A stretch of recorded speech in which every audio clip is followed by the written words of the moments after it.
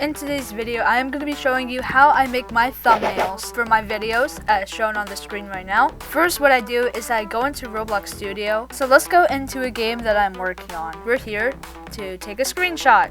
Yes, so first what we're going to do is take a screenshot for the thumbnail background. So I feel like it would look best. I feel like it would look better if it was like this. So let's print screen this by pressing print screen on the top of the keyboard. You guys probably don't have this, so if you go to Windows, snipping tool, there's a whole thing in your windows. And obviously on phone you can just take a screenshot. Anyways, now that we took a screenshot of that, let's go in here, pixlr.com/editor. It goes to something here, so let's go into here. Okay, let's add in an image. Alright, perfect. Now we can trim it down to the size where you can see the background well without anything going on. Alright, that looks pretty good. Let's apply. We can now lock this by right clicking it and then changing this from unlocked to locked. Let's leave this game and let's go into a template. First, I like to change the lighting so it's a bit easier to see. We're going to make the characters and other things for the thumbnail. So let's change the contrast to 0.3 would work fine, I guess. I like to remove global shadows. Then let's go to apart. Let's change the color of it to green. This is going to be the green screen. Okay, so now let's go into the toolbox. I saved something. Yep, right here.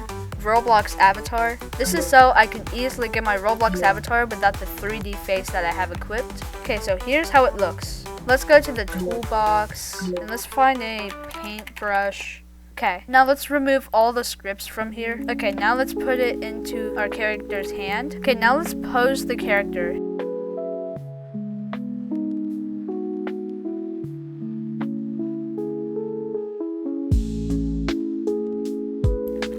Okay, that looks pretty good. Now let's go to the Roblox Marketplace. Let's filter this a little bit so we can only see classic faces. Now we're gonna steal a classic face and put it on our character. Okay, let's do this one. Okay, let's put it on to the humanoid, to the person. Let's move it up a little bit. Now let's search for a canvas. The reason why I don't make the models by myself is that I'm lazy. Okay, this looks pretty good. Alright, this looks pretty good to me, but now I've come to the realization that the shading is a little bit wrong. So let's insert a part. Oh, there it is. Let's find the front of the part. Okay, it's right here, so let's rotate it. That's a bit too bright. Okay, let's do a brightness of 2. Guess we can do 2.5. Okay, that looks pretty good. Okay, so now what we can do is let's open snipping tool this time. Let's press new, and now let's take a screenshot of this. Okay, here it is. So now what we're going to do, let's go back to Pixlr editor. I don't know why we have a layer 1, but let's insert an image. Okay, now what we're going to do is use the magic tool, wand select. So let's equip a high tolerance. Okay, let's see how this looks.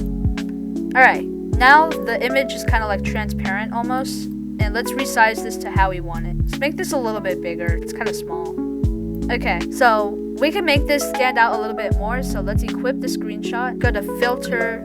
First, let's do outline. Let's change the color of this to black. So now it has a little outline to it. Now let's go to filter outer glow. Let's change this to 10 pixels. And then apply. Sometimes, let's see if the drop shadow looks good. Oh, that looks so much better with drop shadow. I guess we can move this aside. Now, I kind of want to add in the text to the left, but the texts here kind of suck. So, let's do something a little bit different. Start a GUI, let's insert screen GUI frame.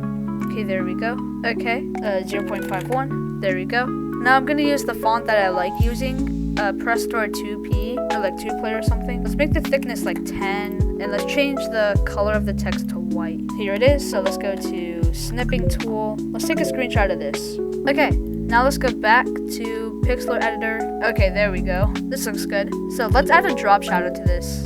Okay, there we go. Now let's do one more thing before we finish this. Let's use the fill tool. Now we can change the color of this stuff, so let's do 150. Maybe change the tolerance to only 100. I feel like red's too common here. We need a different color. Let's change it to blue. Okay, that looks better. Yeah. Okay, Alright, so if I kind of want to make some like changes, like move this a little bit more to the right and stuff like that. So here's the final result. The reason why I can't save it is because I reached my daily limit. If you found this video helpful, make sure to like and subscribe for more tutorials and how I make my stuff, and I will see you next time. Goodbye.